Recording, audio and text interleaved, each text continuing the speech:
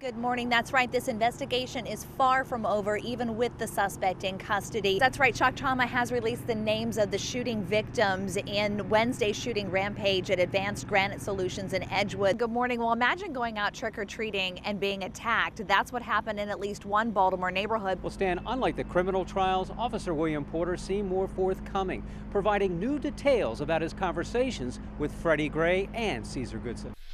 I am the guy carrying the flag. Right This one right here. Yeah. Wow. Retired Sergeant Major Wilson Thornton was just 16 years old when he joined the Maryland Army National Guard. It was 1949, a year after President Harry Truman signed the executive order to abolish racial discrimination in the U.S. Armed Forces, but a while before things were fully integrated, and even longer for the National Guard, which is operated by states. A recruiter came up and asked us, did we want to join the Army Reserves? And we said yes. But the address that he gave us to report to was actually the Richmond Market Armory for the colored troops. Thornton joined the 231st Military Truck Battalion. His unit was originally all black, significant because it was the first National Guard to land in Korea, where it was integrated during that time overseas, but was again segregated when the men returned to the States. Thornton supported those on the front lines in Korea from the States, but felt every bit of the war on racism at home. We couldn't go in the armory. They would hand us a box lunch at the door, and we had to take care of all our business on the parking lot. This veteran recalls a significant moment in his military career in 1963 during the race riots in Cambridge, Maryland. The 231st was called in to defuse situations along with white battalions, but ironically, they themselves were segregated until a show of unity was demanded on by the acting adjutant general. We had guards out on the Choptank River Bridge entering Cambridge, and we put a white and a black on that post.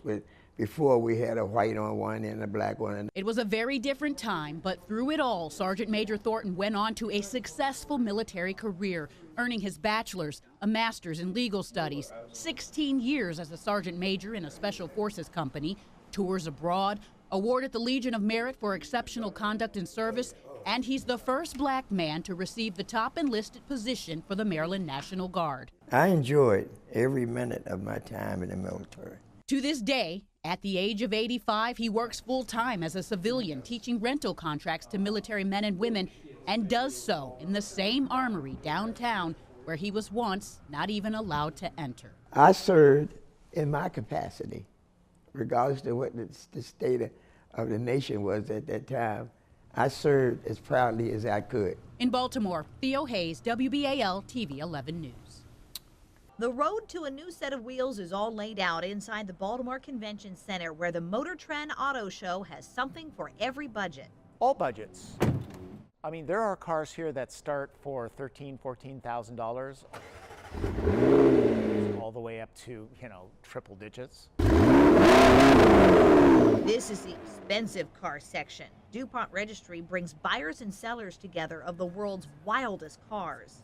So if it's shiny, if it's fast, if it's collectible, then that's me. I've got a Maryland-built Shelby recreation that's pushing 600 horsepower. Perhaps the ultimate in decadence, this $500,000 Rolls Royce, complete with a $2,000 umbrella, because you're gonna need one, and a $9,000 hood ornament that disappears into a titanium vault. You can take a test drive, not one of these cars, but in this driving simulator, you can see what different Ford models can do on virtual courses. It has an off-road course, it has a racetrack. And if you haven't car shopped in a while, at the auto show, you can check out the latest in technology. Technologies that were only once on luxury cars are now on cars that are $20,000. Cars have changed so much in the last 5 years that a lot of people don't know. But you can learn all about it here through Sunday. Jennifer Franciotti, WBAL TV 11 News. At Bonger's Orchard in Westminster, a hayride to the pumpkin patch is as real as it gets. That is one thing I think we do really well, is we are an active farm. Especially this time of year when apple cider is being loaded by the truckload. We're bottling cider today for this weekend. They're baking pies and apple fritters and everything in the bakery. And pumpkins are coming in from the fields to the market and then heading out to area stores. Dwight Bonger couldn't be happier. It's fall. It finally feels like fall.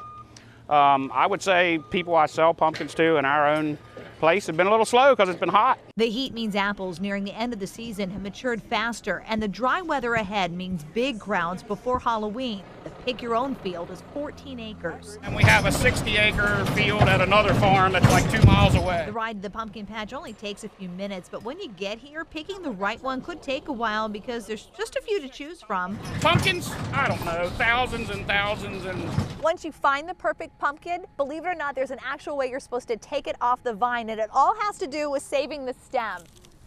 And it's harder than it looks. so that's what I don't want you to do. I don't want you to snap that thing off to get these vines. Hold the stem and pull the vine off. Solid, good to go. Pro tip, don't pick one bigger than you can carry, and don't leave boggers without hitting the bakery. Jennifer Franciati, WBAL TV 11 News.